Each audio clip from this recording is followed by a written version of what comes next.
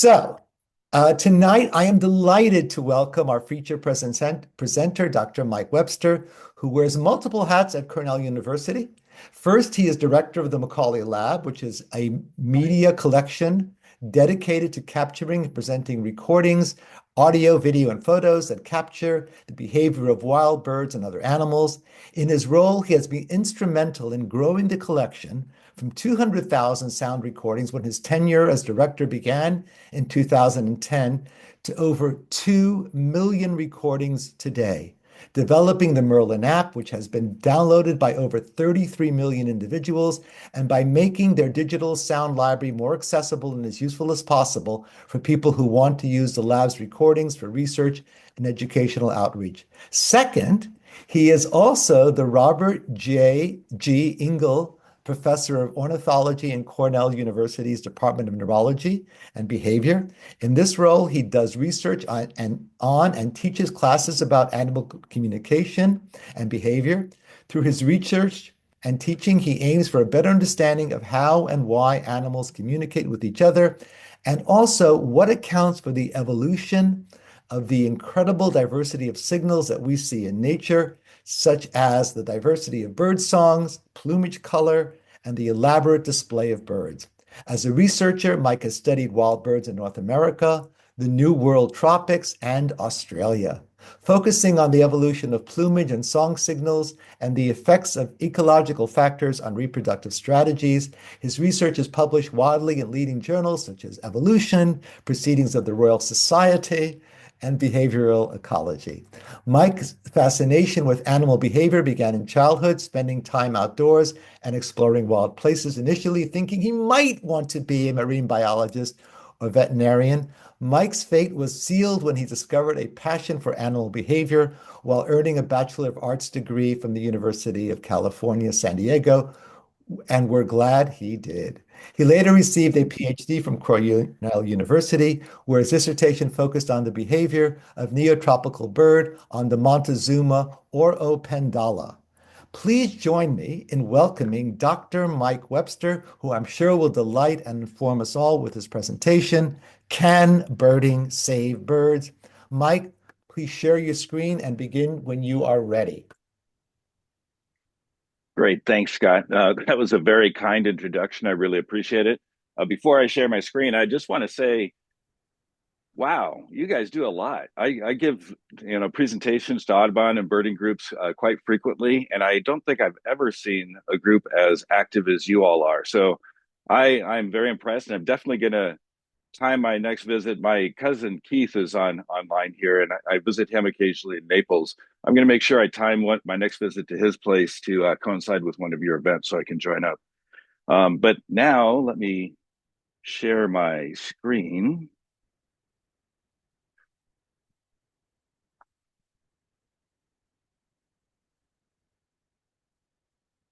Okay, let's start this. Can somebody let me know if they are seeing my screen? You're fine, Scott. Mike. Okay, super. Thank you very much. All right. So, yes, I really appreciate the invite. This is a lot of fun, even if it is virtual and we can't all be together in one place. It's great to talk about these things. And so, what I would like to do today is talk to you eventually, towards the end of the talk, get to this question of can birding save birds? But we're going to do that through a slightly roundabout path. I want to talk a bit about the Macaulay Library and what the Macaulay Library is, and then eventually work our way towards this idea of birding and birders saving birds. So as Scott mentioned, I'll keep this brief because Scott already gave a little bit of my background, but I do wear a couple of hats at Cornell. I'm a professor in the Department of Neurobiology and Behavior, where I do study bird behavior. Most of that work currently focuses on fairywrens in Australia and wood warblers up here in North America, looking at the evolution of their sexual signals and breeding behavior. But the other hat I wear is the director of the Macaulay Library at the Cornell Lab of Ornithology. And that's, I think, where a lot of this story is going to come from rather than through my own personal research. At the Cornell Lab, we really are dedicated to understanding and conserving the biodiversity of the earth through a focus on birds, mostly birds, but we're interested in biodiversity writ large. And so a lot of the work that we do at the lab is in the broader context of population declines. Over the last several decades, North America has lost over 3 billion birds. And as Scott actually just mentioned a minute ago, just this week, another scientific report was just published that shows quite clearly that these declines are continuing and in fact accelerating. And at the Cornell Lab, our entire mission is wrapped around the idea of reversing that trend. We want to bend the curve so that bird populations do not continue to decline, but rather that decline reverses and they increase. So that's our goal. And we do that through a broad array of programs aimed at engaging the public, educating the public, doing science, and using this data from that science to inform conservation policy. So for today's talk, what I'd like to do is walk through about 4 little pieces that get back to this birders saving birds idea. And I first want to start with talking about what is the Macaulay Library. Then we'll talk about doing science with sounds, then going global, expanding what we do to the entire planet, and then finally getting around to listening to nature. So what is the Macaulay Library? That's a good question because the word library may be slightly misleading to some. We do not check out books or anything like that. Rather, what we are is a biological collection, a collection of specimens. And there are many sorts of biological collections like the Macaulay, but also quite different. The traditional biological collection is composed of specimens of bones or feathers or skins, like this collection at the Smithsonian. And that sort of collection has been around for a very long time, for hundreds of years. And in fact, John James Audubon himself was a collector, and you can see specimens that Audubon collected in collections today. And those specimens can be used for research, and that's what makes them so valuable. These sorts of collections, biological collections like the Smithsonian's collection, have really been the backbone of biological research for decades, if not centuries. They've been used to teach us a lot about what we know about the ecology, evolution, distribution, anatomy, etc., of birds and other organisms. And the reason that these kinds of collections are so valuable is because they are composed of specimens, like these 2 specimens here. So these are 2 specimens of the magnificent riflebird, a male and a female. And a specimen is the individual, and so it can be used to study and measure all of the traits that make up that individual. So you can compare the coloration of the male to the female. You can compare the coloration of this male to a male from a different population. You can look at their bill length. You can do all sorts of things. And with modern technology, these specimens are even more valuable than they used to be, because you can extract chemicals from the feathers to do isotope analysis. You can extract DNA to do genetic analysis. You can use CT scanning technologies to look at internal anatomy. There's all sorts of things that can be done with these specimens. And that's why they're so valuable. They capture all the traits of an individual at a particular time in a particular place. And so we can look at variation in traits across space and across time by examining specimens. But as valuable as they are to science, specimens like these do not capture one very important class of traits, and that class of traits is behavior. So here is the behavior of the magnificent riflebird.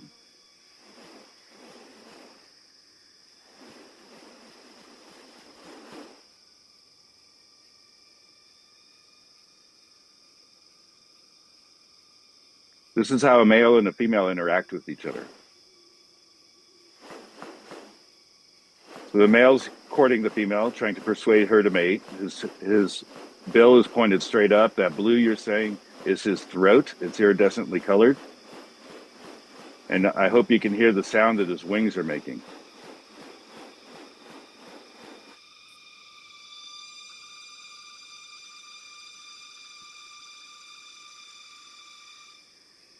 So those are behavioral traits. That is the behavior of an individual bird.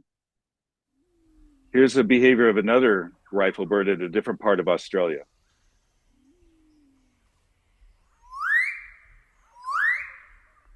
So that's his advertisement call. That's the call he uses to try and attract a female to see his display. Here's a different male from a different part of Australia.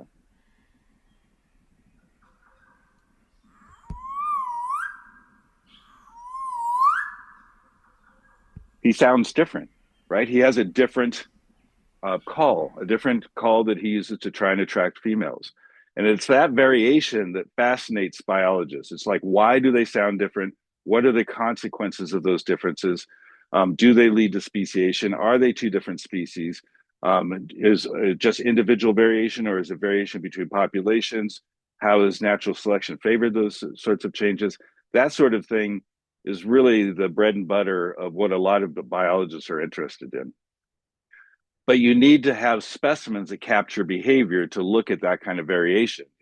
A typical specimen, a physical specimen like we see on the screen here, does not capture the variation in behavioral traits. But media, things like video and audio collections and photos, images, can capture behavioral traits. And so here's a recording, actually, that Linda Macaulay recorded about 26 years ago, actually. And she uploaded that recording to the Macaulay Library. And because Linda added that recording to the Macaulay, we know what that bird sounded like at that place and that time.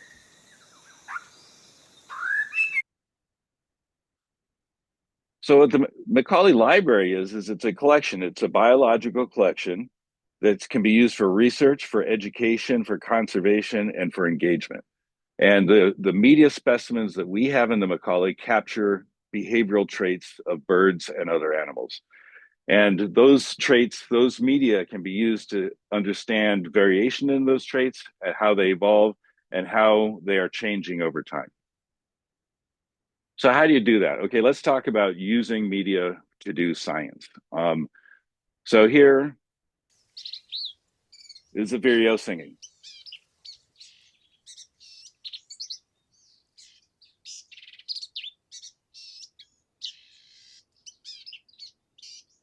That's very cool, but how do you measure that? How do you measure the qualities of that song, of that vireo? Well, the way you can do that is by converting that song to an image. And so here's a song sparrow, and here is an image, something we call a spectrogram or a sonogram of this bird's song. And these, in a graph like this, a figure like this, the y-axis is tone or pitch, and the x-axis is time. And so this shows how pitch is changing over time for the song of this bird. And I look at a lot of these. Each one of these blobs is a note. The bluish blobs are notes. And so I can look at this and I see this bird's song is high note, low note, high note, low note, high note, trill, buzz, whir. All right, so here's how it sounds. Right, high note, low note, high note, low note, high note, trill, buzz, whir. Right, so to hear it a little bit better, and now try and train your ear to hear what your eye is saying, or vice versa. Let's do it again, but more slowly. Here's the song at half speed.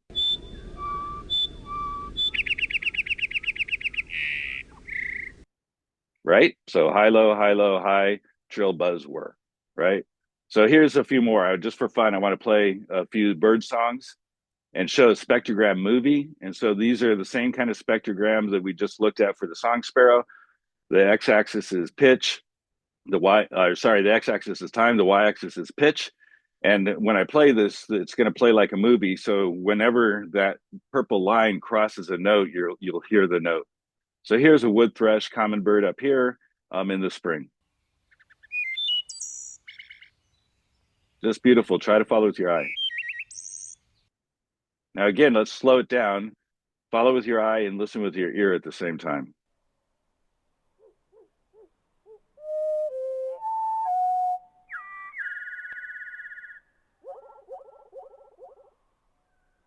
right? So by converting this song, this sound to an image, we can actually measure it. We can measure the pitch, the frequency, how long the notes are. Another thing, and those measurements can then be compared to the songs of other wood thrush or other birds. So here's one. Here's an Orapendula. I studied Orapendulas for my PhD work. They're still some of my favorite birds, and part of the reason I love them is just the amazing sounds they make. So here's a crested Orapendula. Right? So let's listen to that one slowed down and see what you think.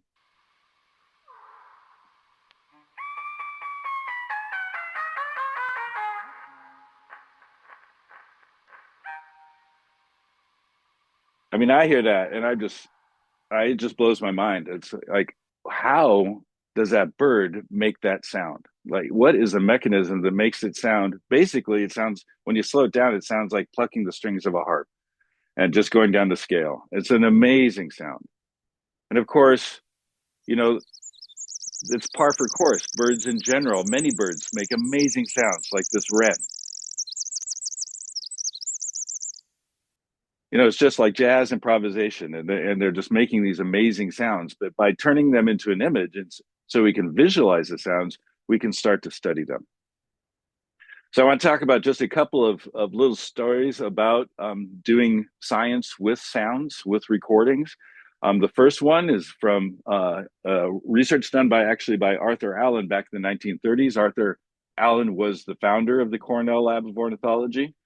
And he was approached by some folks who wanted to see if they could film a bird singing. And he had never thought of that before. And they wanted to see if they could capture the sound and the visual of a bird singing, because this is the early days of talkie movies, sound synced film. And they wanted to test the limits of it by filming a bird singing. So Arthur Allen said, sure, let's try. And they went to Stewart Park, which is just a city park in Ithaca, New York, where Cornell is. And they filmed 3 birds singing. And here's the first one. And this, what you're about to listen to, is a rose-breasted grosbeak. And this is one of the earliest recordings of a bird ever made. And in fact, I'm pretty sure this is the earliest recording of any bird ever made in North America. LNS catalog number 16968.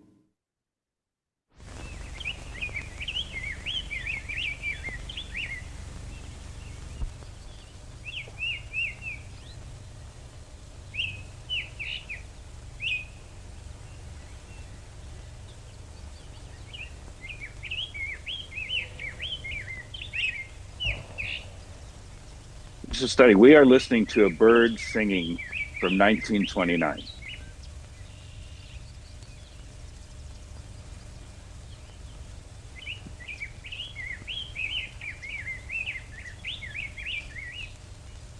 So when Arthur Allen saw that this crazy technology actually worked, you know, a light bulb went on over his head, and he realized that they could use this sort of technology to capture the voices and behavior of animals in nature. And so Arthur Allen and his student Peter Paul Kellogg set out on a mission to document the behavior of birds and other animals, especially animals that he thought were on the brink of extinction. And so very famously, they made the only known film of the ivory-billed woodpecker at a nesting hole. And because they captured the behavior of these birds at their nesting hole, we know what they look like, what they sounded like. They also made audio recordings, how they behaved around the nesting hole. So he captured valuable data in these films and audio recordings that he made. And so then they decided, well, let's do some science with these things. And so the science that they decided to do was to try and understand this sound.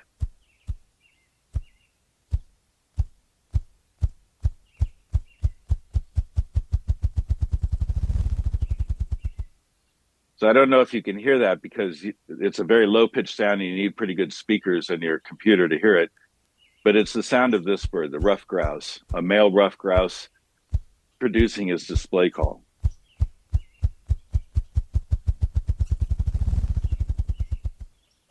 And back in the 20s and 30s, nobody knew how a ruffed grouse male made that sound. In fact, there was a pretty active debate about whether it was a vocalization, whether they were stomping their feet on the display log, whether they used their wings. And so Arthur Allen, Peter Paul Kellogg decided, well, what we'll do is we'll audio record and film a ruffed grouse male displaying. And this is back in the early days of the technology was not very sophisticated. So they put a microphone near a display log. They put a camera near that same log so they could film the male. And then Peter Paul Kellogg, that's who's in the film here, had to lay next to the log and they covered him with leaves. And he laid there most of the night until the male came at dawn and started his display. And then Peter Paul Kellogg hit the start button on the audio recording and the film camera and captured this film. The audio recording that went with this film we no longer have, but they had the audio recording, and they saw that the sounds of the sounds that this bird was producing were exactly in sync with the movements of its wings. And so what they showed was that ruffed grouse males are clapping their wings against their breast to produce that drumming sound. And they presented that work in the mid 1930s at the American Ornithological Union meeting. And it was the first scientific study that used media to understand animal behavior. So now let's jump forward several decades to a more modern story that's actually kind of similar. And we're going to jump down now to Ecuador, to the Milpe Cloud Forest Reserve, where this bird exists. So this is a club-wing manakin, and it's the call of the club-wing manakin male. So it's sort of a tick-ting. And here's a spectrogram of that call. There's a tick and a ting, and you can see the ting is a constant frequency whistle, basically, with a fundamental frequency of about 1.4 kilohertz. And so the question is, well, how is this animal making that sound? Here's a video of a male making the sound. The audio is a little quiet, but you can kind of hear it.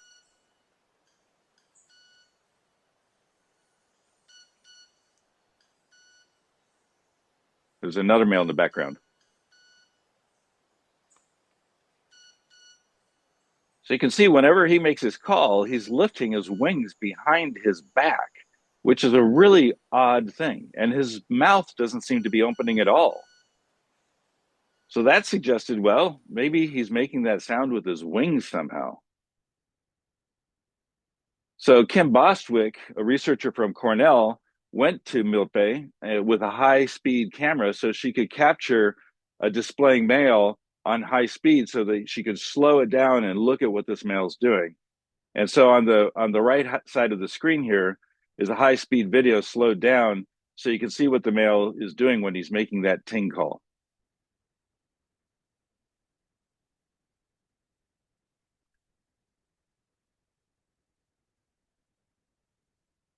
So he's beating his wings together behind his back. And he's beating them together at an incredibly fast rate, 107 beats per second. That's actually faster than a hummingbird beats its wings when in flight.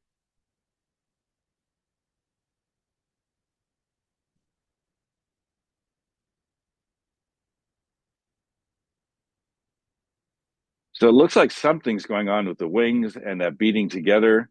So Kim looked at the feathers of these club wing manakins in some detail and saw that they're actually the flight feathers on the wings of these birds, of the males only, not the females, are highly modified.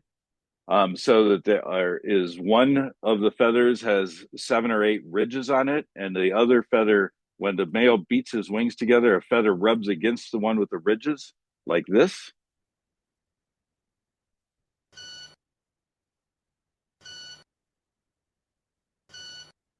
And if you do the math, 107 beats per second times that number of ridges gives you a 1.4 kilohertz whistle. And so that's basically what this bird's doing, is he's whistling or singing with his wings. Right? So that's a great example of how using media and bringing some modern technology like high-speed videography into the game can really help you understand what's going on with some of these amazing displays that manakins and other birds do. And before we get off this topic, I want to give you one more example. I love this example. This is a black manakin, which is a bird that barely deserves to be called a manakin. Most manakins, they're just elaborately colored and beautiful and everything like that. The black manakin is just one color. He doesn't have all the different color patches and everything like that. It's just black, just one color. And on the right is a video of the display of this bird. And so I'll play that for you too. So while most mannequins have these super elaborate courtship displays that involve cartwheels and flips and all this kind of stuff, these black mannequins just appear to be jumping up and down on a branch, which is extremely boring for a mannequin. So Lainey Day and some of the folks she worked with did the same thing that Kim did, and they took a high-speed camera to look more closely at what this black mannequin's doing. So I'm going to play that now. And what you're going to see is the bird come up in the middle of the screen at the very top of that up and down jump that you were seeing in the other video. So here's the jumping male.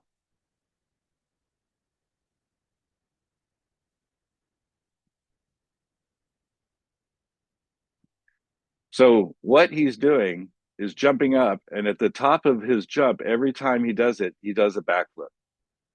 So that is impressive. That's an amazing display, but we had no idea that this bird was doing this until we took a high-speed camera and slowed the display down. All right, so because of all these sorts of different approaches and many others that people use, media specimens like we have in the Macaulay have been used for hundreds and hundreds of publications. And so I'm very proud, from a scientific point of view, I'm very proud that the Macaulay collection has been used for doing so much research to help us understand the behavior of birds and other animals. Okay, so now let's take a step back and think about scaling up and going global. So to start that, I want to tell a different story. And this one is not in South America, but in Australia, in the Blue Mountains outside of Sydney. And here's a video of a superb lyrebird from the Blue Mountains. And this is the male doing its display.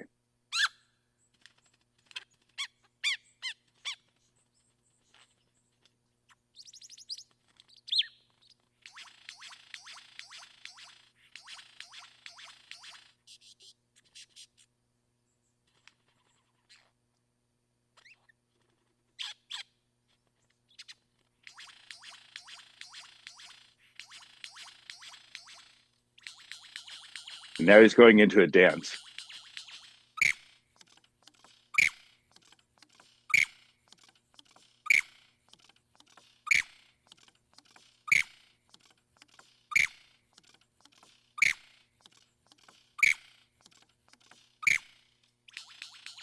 So this video was made by Anna Dalziel, who was a postdoc here at the Lab of Ornithology. And she studied and was interested in the evolution of these elaborate displays by superb lyrebirds. And many of you probably know lyrebirds are amazing. They have amazing voices. They mimic a million different things. They have these elaborate dancing displays. And that's all cool. And Anna did some really nice research to better understand these displays and why the birds do what they do. But the reason I showed this video is not because of the research she did, but how she collected the data, how she collected that video. And what she did is she used GoPro cameras. So, and camera traps. So Anna took these little cameras that you can buy off the shelf for not very much money and put them on the side of a tree near a display court of a lyrebird. And she did that for a whole bunch of males and was able to collect data on a whole bunch of males. But the point is that this sort of technology is something that any of us can use. We can all go out and buy a GoPro or a trail cam or anything like that and put it on a tree in our backyard.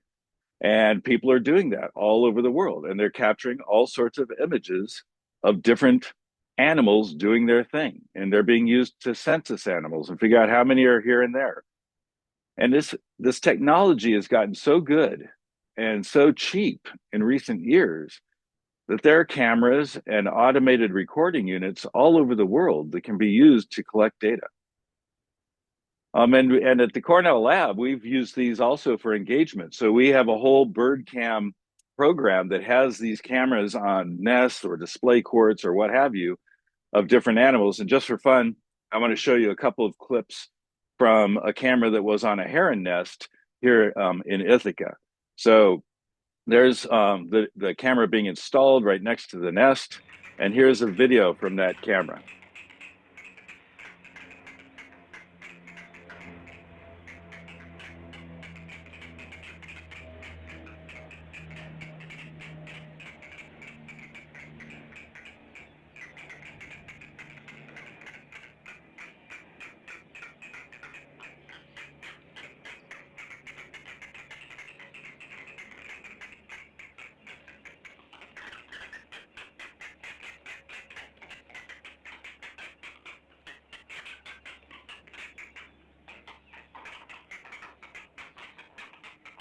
Okay, so that's a great blue heron feeding its babies.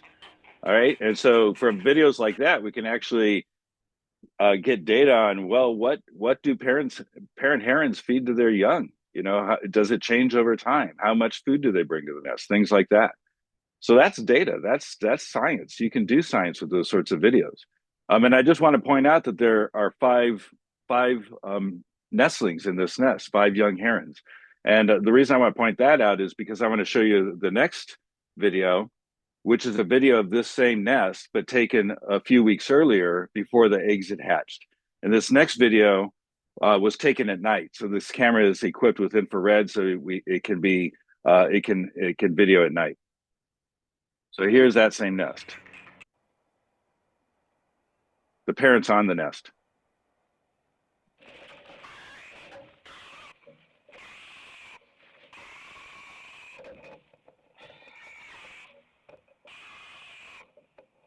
So that was a video of a great horned owl attacking the nest in the middle of the night. And I want to point out there are 5 eggs there. So in that particular instant, a great horned owl attacked the nest, but the parent was able to drive it away.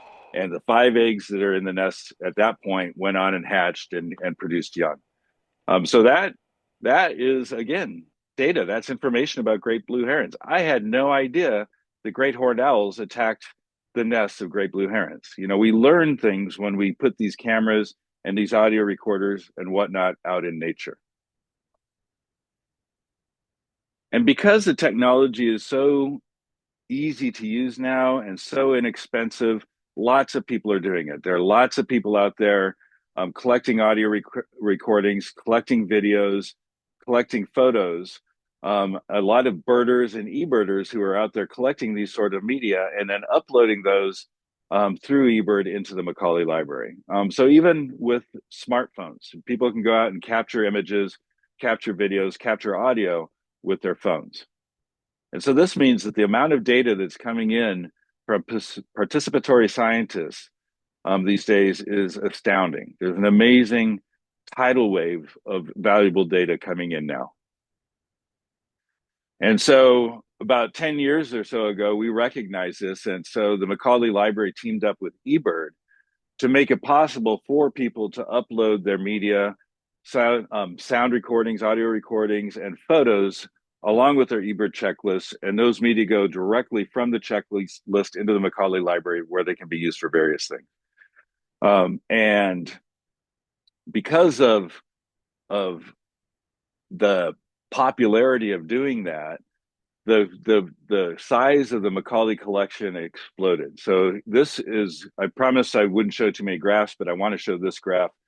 This is a growth curve for the Macaulay collection over time. So we started in 1929 with Arthur Allen. And when I joined the Macaulay about 16 years ago or so, the size of the collection was about 200,000 audio recordings. And we were adding recordings to the collection at a rate of about maybe 20,000 a year. So in this graph, the red line is the cumulative number of recordings in the Macaulay Library, just audio recordings. And the blue bars, which you can barely see towards the bottom, are the number of recordings coming in per year. That dashed line on the far right is when we opened up the eBird upload ability so that people, the public, eBirders, could start uploading their own images and audio recordings. And this is what happened to the audio collection. It just exploded, right? So, and this graph is way out of date, actually. Just last year, over 625,000 sounds were uploaded to the Macaulay Library through eBird. That's over 500,000 audio recordings in a single year. And so Scott mentioned that the size of the Macaulay collection is over 2 million audio recordings. It's actually over 3 million. It's almost 3.5 million now. It'll probably be 3.5 million by this spring for sure. So the growth rate on the collection is just astronomical. So that's exciting. So that by going global, by opening the portal so that people could upload their recordings and their images, their photos, and now videos. We just about a month or two ago, we opened up the portal so people can upload videos. This allows us to amass a lot of data that can be used for science and for engagement, which is what I want to talk about now. So if you're interested in saving birds and you want to do science to save birds, to reverse population declines, the most basic and most important thing you can do first is know where the birds are. So that means you need to be able to census the birds and figure out how many birds of how many different species are living in different places. And so the eBird data can be used for this. So here's a range map of something like a yellow warbler, a common North American species. They just sort of pass through your area in the spring, but they breed further north. And they the map on the left is what you would see in your typical bird guide. You know, it shows the summer range, the winter range, and the migration range. But here is what the range the range map for a yellow warbler looks like if you base it on eBird data. So in the winter, they're in the south. The spring, they flow north and spend the summer, and then they flow back south again. And in this map, yellow is relatively low abundance, and the darker purple is high abundance. And so we get a very, very, very detailed picture of where the birds are, where they're most abundant, where they're least abundant, and how that changes across the annual cycle. And if you take these eBird data and compare 1 year to the next, to the next, to the next, so break it down instead of adding all the data together across years, you can get a picture like this, which shows how populations of this species, the yellow warbler, are changing over time. In this graph, blue means the populations are increasing, and red means the populations are decreasing. And the sad story is, most of this map is red. So the yellow warbler, one of the more abundant warbler species we have in North America, is declining in most parts of its range, especially across the Great Plains. There are places where it's doing well, though. And what we need to understand is why is it doing well in those areas and not well in other areas where it's declining? And that sort of hyper detailed picture of where birds are and how their populations are trending is made possible by these participatory scientists, people who are out there collecting their eBird data and submitting those data to eBird from across the globe. So this is just a heat map of eBird submissions over the years. And you can see there's a lot of data coming in.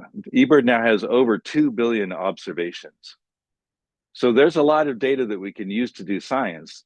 But if you look at this map, there's another thing that's very obvious, which is there are areas that are not very well lit up. So Europe, North America, India, maybe Australia, parts of Australia at least, are pretty well lit up.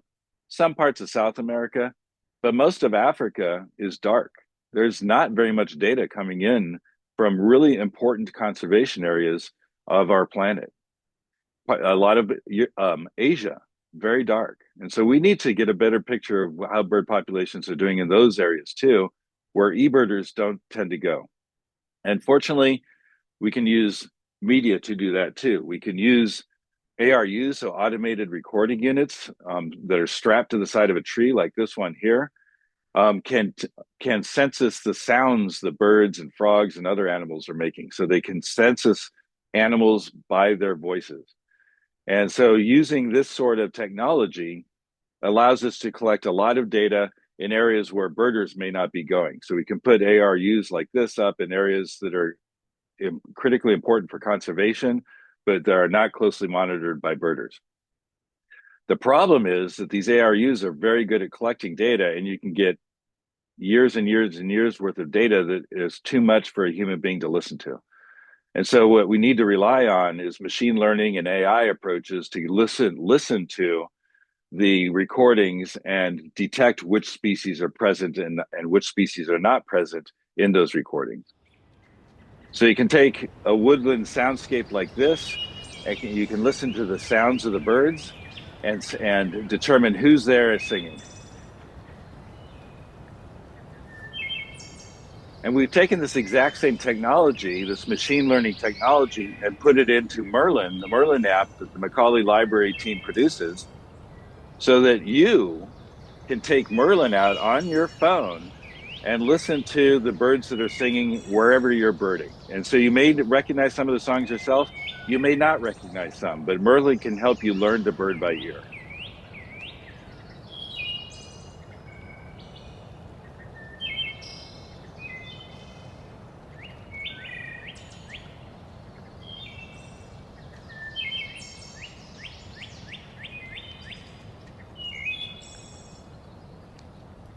And we recognized, the reason we put this ability into Merlin is because putting sound ID ability into an app on people's phones would be a really, we felt, good way to engage them with birds and with nature. As Margaret Renkel said in a New York Times op-ed piece a few years ago, to save birds, we need to make the whole human race fall in love with birds. And so our goal with the Merlin app is to do that, to get people excited about birds by helping them to identify the birds that are singing in their own backyard. And we think it's working pretty well. So this is the only other graph I'll show you. This is the number of people using Merlin over time. And the red line shows per month the number of people that use Merlin. And that dotted dash line that is at August 2021 marks a spot where we added sound ID to Merlin. Before that dash line, there was no sound ID. After that dash line, there was sound ID. And so once we added sound ID into Merlin, this is what happened. So it just exploded. People started using it, and you can see the big peak every spring when people are going out birding or just sitting in their backyard birding and listening to the birds in their backyard while they have their morning coffee. Merlin use has really gone through the roof. So last year, over 16 million people used Merlin to identify nearly 1.5 billion birds by voice. And the other way we know people are gotten excited by Merlin and by birds in general, and the evidence that people are getting excited about birds because of Merlin is because there's a whole plethora of TikToks out there online where people are talking about Merlin and posting about how great it is and how excited they are and how they were never a birder before and now they are. That includes Sam Darnold, who's the quarterback for the Seahawks, who won the Super Bowl not long ago. Sam Darnold loves Merlin and is a backyard birder because of it. And so I want to play, just for fun, a little compilation of some of those TikToks so you can just see what people are saying about Merlin online. So I'm going to show you how to bird like a pro. And all you need is one app. That app is called Merlin. It's called Merlin Bird ID. The Merlin Bird ID app. Merlin Bird ID. Merlin. Where you just open this app and you hit sound ID. You download like whatever region you live in, and then it'll identify all the birds around you and light up when they sing. Look it. That was just all in like 5 minutes of me sitting out in my back deck. This app is now part of my personality. I just left a work meeting, heard birds chirping, hopped in the whip, pulled the app out. House finch. I'm obsessed. I'm never going to stop using this app. Like, I can't even handle it. So I'm addicted to this, not in a literal medical sense, but I don't think I could live without it. I'm addicted to this, so addicted. I'm addicted to this. My dad sent me this, the sound app for birds. And you press play, and it listens to the birds around you, and it tells you what bird it is and what the bird looks like. So now my ass over here, since I've been using it, thinks I'm like a bird expert. It's the Merlin Bird ID app, and I cannot recommend this enough. I would never consider myself to be a birder. Never thought I'd see the day, honestly, but this app has really just full on converted me. Every time I hear a little chirp, a little squeak, I'm whipping out the app, I'm trying to take a picture, I'm trying to find the call, I'm trying to call back to it. It's honestly really fun. Okay, so yes, I heard of the Merlin app before. I use it all the time in my backyard. Lots of birds we have caught on it. We got a yellow-throated warbler, I think it was called. We get blue jays, cardinals, white-throated sparrows all the time. And yeah, it's an awesome app. So I've just been listening to bird chirps on my walk, and you will be amazed at the number of birds you hear. I can identify blue jays. I'll come home and tell my husband I just heard a cardinal, robins. It helps you be more mindful as you're paying attention to what's around you instead of thinking about your worries or what your day was like, those types of things. Hear the birds chirping. What kind of bird is that? My boo identifies it because she got the Merlin app. Is that a black and white warbler? Nah. Think again, the cinnamon colored feathers. It's a Carolina wren. I just brought it down here and given it a go, and it's identified widgeon and red shank and black-headed gull and a great tit.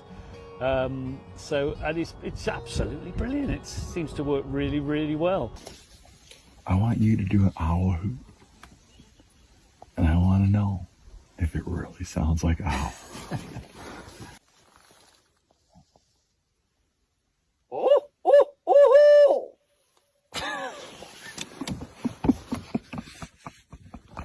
What's it say?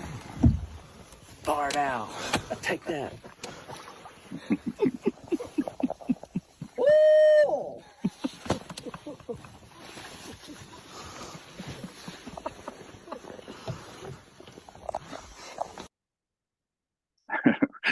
Okay, so I love that little compilation, and trust me, that is just a tiny sampling of the TikToks that are out there online of people talking about Merlin and how excited they are to listen to birds and to know what they're listening to.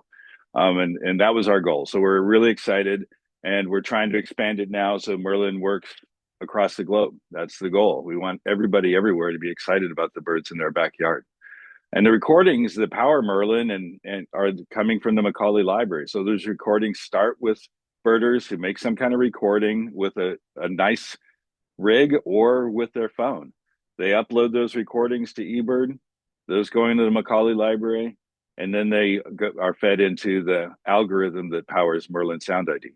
But they're also, those same recordings can be used for other engagement and education projects. They can be used for research and conservation projects.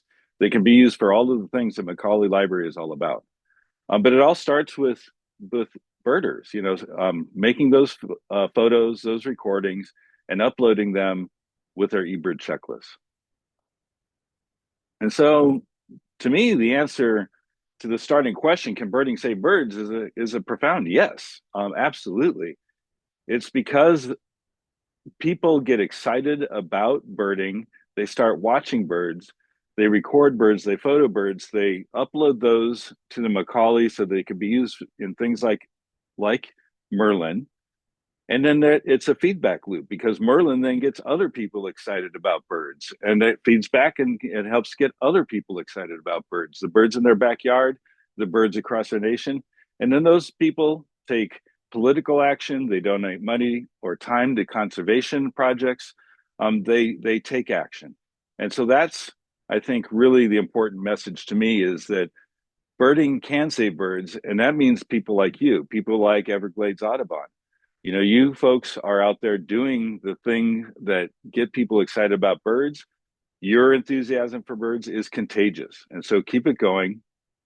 You can just take people birding, that's important to do, but if you want to also contribute sounds or images or videos, you can do that through eBird.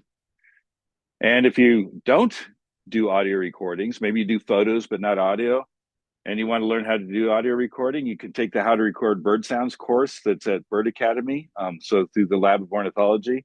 And MacaulayLibrary.org also has a lot of resources about gear and techniques and things like that. So go to our website and you can get more information. So with that, I want to thank you for your attention. It's been really a lot of fun. I went on a little bit longer than I wanted to, but despite that, I'm more than happy to take questions. Thank you. Thank you, Mike. That was wonderful. And some of those bird sounds you played were just mesmerizing. In fact, Thank you. before I get into the question, I'm going to give people a little time to put their questions into the chat. I want to let people know that we have now put all of the links and information regarding everything we said tonight, and there was a lot. Things you can go to, things you can participate in, actions you can take. All that information is now in the chat. So, and you can, if you want to, download the chat onto your computer. So please go for that, and then you'll have all the information available to you. So let me get to, there was an early question, like almost right after you started. It was from Tina Morgenstein. She said, Mike, I love Merlin and collected a huge number of bird songs on the Osa Peninsula. Osa Peninsula, by the way, if those of you who don't know, is in Costa Rica in April 2025. Thank you so much for enabling identification everywhere I've been since then. So she appreciates the work that you and have done at the lab. This is a kind of an interesting question. How many birds in 1970 versus now? Do you have any idea? I know that's probably I think now we have a better estimate, but I don't know if we knew what we had in 1970. Well, we know we've lost 3 billion birds. Right. And so I don't know how many we have now, how many we had then, but the math has been done. That's how we know we lost 3 billion. The 3 billion figure, I'm trying to remember, is about, I want to say it's about a quarter of the population, total bird population of 1970. So I think it's gone down by a quarter, but I could be wrong about that. That's off the back of my memory. So I think our present number is around 10 million in North America. Okay. Worldwide, I think I read in an article in National Geographic in about 4 or 5 years ago that it was 50 billion. But I think so that would make it like 13 billion that we might have had in 1970 here. Something like that, yeah. Yeah. Wow. A lot of birds. Yeah, I mean there's a lot of birds out there. The good news is there's a lot of birds out there. You know, Yeah. the declines have been sobering and startling and sad, but there's still a lot of birds. We are not in a situation where it's too late. But we need to take action. I think everyone will enjoy this. Keith Edwards says we celebrated the 2 millionth recording at our birding club at Laverne Gaynor Elementary. Isn't that great? Good job, Keith. I'm proud of the work you're doing with those kids at that school. He goes on to say, Merlin has been a game changer for my kids. So excited when the app showed a bird that they didn't see it. And then they really tried to find an example. The kids used the app and a cedar waxwing popped up. The hunt was on. So fun. Eventually, a student saw one hidden in the leaves of a tree. I used my camera to photograph it. What an explosion of joy. Great. Just great. Jeannie Mauser asked, when I use Merlin, is the information automatically saved to the library? While in Honduras, Merlin was amazingly valuable. I was not prepared for it with a telephoto lens, but I learned so much because of Merlin. I screenshot the pages of information provided by the program. It was amazing. So I guess the question is it saved automatically to the library, whatever Merlin shows up? The answer is yes, but it doesn't go into the main Macaulay collection. So the recordings that come in through Merlin, but you have to submit them. It's not easy to submit recordings through Merlin now. In the future, we will have a button that says, do you want to save this recording or submit it to the Lab of Ornithology? Right now, you have to actually download it, edit it slightly, and then submit it on an eBird checklist for it to go in to the main collection. So it's a little bit complicated. It is, if you submit it that way, it does go into the main collection. But in the next 5 years or less, probably 2 years, it'll be far easier. Amazing what you showed us, the advances that we know about birds because of technology. It's just amazing. Mm-hmm. Right. Kathy Allback says, how do you educate the public not to abuse playbacks and disrupt birds during breeding season? I have seen many people using playback calls over and over which can be really upsetting at times. I even had a guide in my view abusing the app just to get a bird for us. I asked the guide to stop. I love Merlin, but think people need to be more conscious of how it can be disruptive to birds. Yeah, and we do. We put disclaimers on our website, and when you if various parts in the Merlin app as well about using playbacks ethically. Um, Playbacks are a very important tool. They're an important tool for science. I use playbacks in the research I do for experiments and things like that. They're also an important tool for engagement because allowing people to interact with birds and actually see birds is important, but it has to be done sparingly and not overdone and only in the right kinds of conditions. And so the question's a good one. How do you educate people about that? I think it's just by persistent messaging. And we need to make sure people understand that playbacks are powerful and important, but you cannot abuse them. Right. Thank you. Thank you for elaborating on that. Anne Wiley agrees, by the way, very disruptive. CJ McCartney asks, amazing presentation and so interesting. Do my bird sounds from Merlin automatically upload to eBird? You just answered that question, or do I need to do that? So, CJ, you need to do that at the moment. In the future, apparently, they will be uploaded though. Right. John Wolfill asks, it is wonderful to have millions and millions of sounds and videos, but does it get cumbersome to have that much data? And how do you harness it efficiently?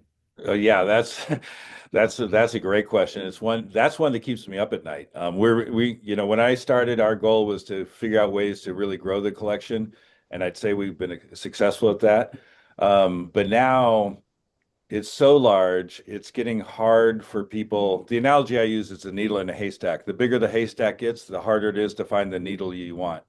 And so it gets very hard for a researcher to find the right kinds of recordings, for example. And so what we're working on, again, thanks to technology, is sort of AI-enabled search algorithms, so that we can almost chat GPT, like I need the sounds, the warning calls of a chickadee or something like that. And the algorithm will pull those out of the collection and provide them to whoever needs them for whatever purpose. But right now, it's very easy to search by species, place, and date and things like that, but it's very difficult to search if you want particular kinds of calls, for example, or particular kinds of photos. But I think the technological solution is coming, and we'll be able to do that very soon. Okay, and if you have any more questions, anyone, please put your questions in the chat because Mike has offered to answer any questions that we have.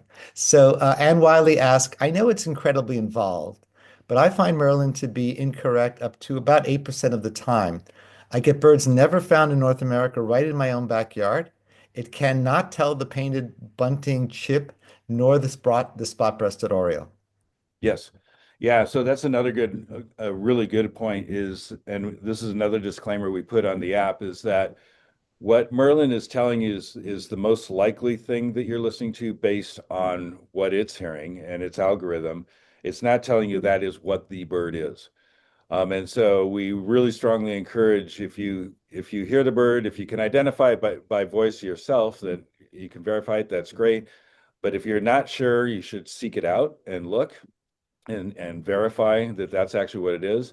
So Merlin is helping you understand what it's most likely to be.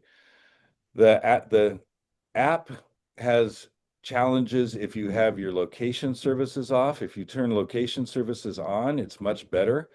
And so that helps it know where you are. And so it will be less likely to return something that is not found in North America, for example. But even with the location services on, it makes mistakes. It's not perfect. We're striving to make it better every day. We train and retrain and retest the model literally every month. And Wow. so that's where we're trying for constant improvement. It has trouble with mimics, mockingbirds and things like that. Typically what Merlin will return is that you're listening to a mockingbird, but also whatever birds the mockingbird is imitating. So we're working on ways to fix that problem. So there are a lot of challenges out there, and we have our fingers crossed that we have solutions to some of those that are coming. I think I remember when Linda Macaulay presented to us a couple of years ago, she mentioned that Merlin, I think, uses at least 100 sound samples before that bird can be identified by its sound. That's right. Yeah, we need about 100 to 150 recordings of a particular species to train the model and to get it into the Merlin app. And the more diverse those recordings are, the better. So if we have recordings from multiple populations and multiple locations, males and females, all that sort of thing, that improves the accuracy of the model. Greg Braun says, agree, blue jays mimicking the red-shouldered hawks, which everyone gets confused. Still confuse Merlin, but it's getting better all the time. And I must admit, I was once leading a field trip, and I says, "Oh no, that's a red-shouldered hawk. I'm pretty sure." And of course, it was a blue jay.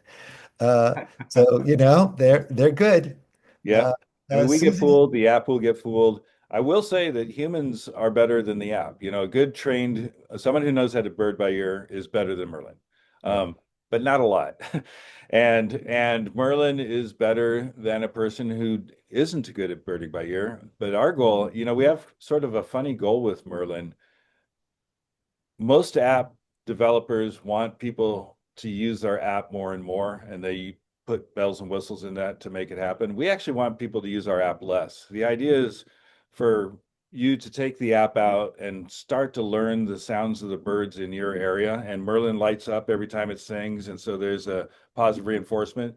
You're training your own ear. So after a while, you don't need Merlin. Once you're in an area where you know the bird sounds, you don't need Merlin anymore.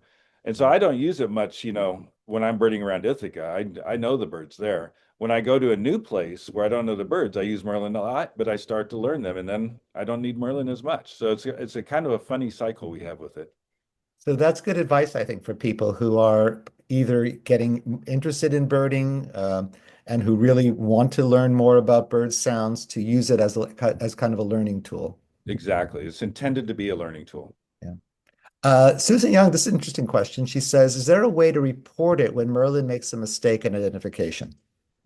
There is a way to report when it's correct. You can hit the "This is my bird" link on Merlin, and so that helps for a model. When it's incorrect, that's a little bit harder. You can submit that to the Macaulay Library folks, and we do use that information to identify problem birds, but it's not as easy to do it through the app. So would you have to, I guess, then edit out that sound, that clip, that part of this that identified that bird, and then submit that separately to the Macaulay Lab? That would be wonderful, but you don't even need to do that much. You could just send us an email and say, "Hey, Merlin thought species X was species Y," and Oh, okay, just that simple. Okay, well, thank you. That's good to know. Stan Kozwalski says, "I am using Merlin on the iPhone. Is there a way to erase the past recordings so that I don't fill my memory?" Yes, yeah, you can go to the in the app, go to show my recordings, I think it is, or my recordings, something like that. And there's a whole list of all your recordings. So you can swipe left to get rid of the ones you don't want. You can delete them, or you can edit the list and just pick a whole bunch of them and delete them all at once. Okay, so you can do that. So you can probably, I guess, highlight them or somehow so that you can leave, because that was his follow-up question. Can you erase without doing it one at a time? Because you can quickly collect Merlin recordings on your phone. I know Very quickly. Yeah, they accumulate pretty fast. So Keith Edwards asked, do birds have different dialects? Will a cardinal from Cleveland sound different from a cardinal that lives in Georgia year-round? So the short answer is absolutely, especially passerine songbirds that learn their songs. They have very pronounced dialects, just as humans have dialects, because we learn our languages. And so we call it cultural evolution, and you get differences building up very quickly across populations. And that would include cardinals. Cardinals are in the group of birds that learn their songs. I'm here in Arizona right now. The cardinals here sound like cardinals, but they sound a little bit different from the cardinals in Ithaca. So you can identify them, but you notice a difference. Yes, absolutely. Okay, I see. Yeah. So, Song sparrows are another good example. Song sparrows are across the continent and they have different dialects. They all sound like song sparrows, but they definitely sound different in different regions. And that's That's a and you know these models can be trained like the Merlin Sound ID model. We don't have this built in yet, and maybe never will. But you can train a model to tell you not just what species, but what region it's from. Monica Weller says, we really enjoy this presentation, love the visual examples of the birds and how the bird calls have been converted into visual graphs. Oh, good. Thank you for all that you have done to help birds. eBird has really enhanced our birding experience and it has made participating in bird counts events much easier. Good. Anna Rossman says, I appreciate that Merlin defaults to don't save now, that I have to click save it to keep it. I spent extra time deleting one after the other recording. Yeah, that's a new feature, and we realized that people wanted it. Great, great. I have a question. So I loved when you played these recorded sounds at half speed or even less than that, where you could really identify them, where that one bird sounded like the scale on a piano or on a harp. Is there a way? I mean, we're all getting Merlin recordings, and you can record sounds with our phones as well, whatever we want, just on different sound apps. Is there a way to slow down those recordings easily so that we can hear what you showed us? Yeah, not with Merlin, but you can get software for editing and listening to recordings on your computer.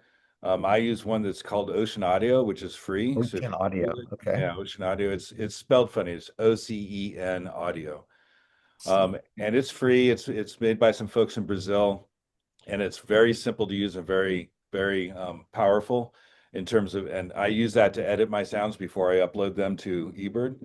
And it allows you to play with the playback speed and all sorts of things like that. And it is a lot of fun, I have to say, to slow these down. And the other reason I like to slow it down, I tell my students when I teach classes on this, I tell them the other reason to slow it down is because you're getting a better idea of what the birds are hearing. Birds have much better temporal resolution than mammals do. They have a different sort of ear, and so they can distinguish two sounds that come very close together. For us, would kind of blur together into a single sound. They can actually tell the difference, and so birds are hearing these sounds as if they were being played in slow motion. That's amazing. And it must be the same when you showed the black mannequin and the wings going at 105 beats per second. The female must be able to see what the male is doing, where the human eye doesn't recognize that. Yeah, well, so for the black mannequin with that very quick backward flip that they're doing, that is something I'm sure the female can see. Our eyes can't. For eyes, it is something called the flicker fusion rate. And it's basically the same as the shutter speed on a video camera. Right. And so higher flicker fusion rates allow birds to distinguish things that happen really quickly. And birds generally have higher flicker fusion rate or a higher frame rate than we do by far. And probably because they've evolved to fly through trees and they just don't want to run into trees and things like that. Of course. So they're good at seeing things that happen really fast. Well, thank you. Many people say great presentation, love eBird and Merlin. I know that I use eBird and Merlin. I love both apps. I'm sure many people here do. They have, I think, really changed for many people the way we bird. It's kind of made it more fun in many ways, sometimes even more addictive, which is not a good thing sometimes. But it definitely has changed the way that we bird, and I so appreciate the work that you've done. And what a fabulous presentation. Thank you so much for being here, Dr. Webster. Well, thank you again for the invite. And I'm serious, when I'm down there visiting Keith, who I'm glad was in the audience there, I'm going to look you folks up and do some of these fun activities. Let us know, and we will definitely arrange something specially for you. Yeah, I'm going to try to make the Wingo. I just love the name of that. So that'd be great. It'd be great having you there, Dr. Webster. Well, right, thank you again and take care. Thank you.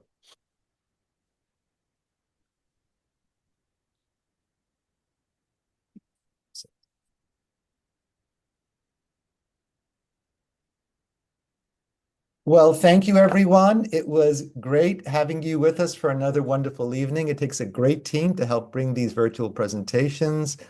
Thank you, Mary Young, my wife. Thank you, Mark, for your incredible work on the back end. Thank you, Autumn Quixote, for the work that you did as being co-host of this presentation and the wonderful way you describe things.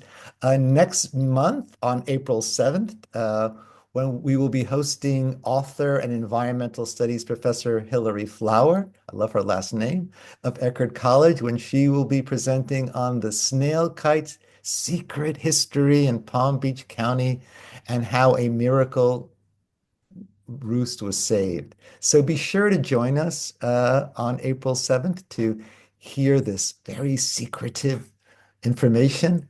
We're excited, and hopefully we'll see you also at some of our events and field trips.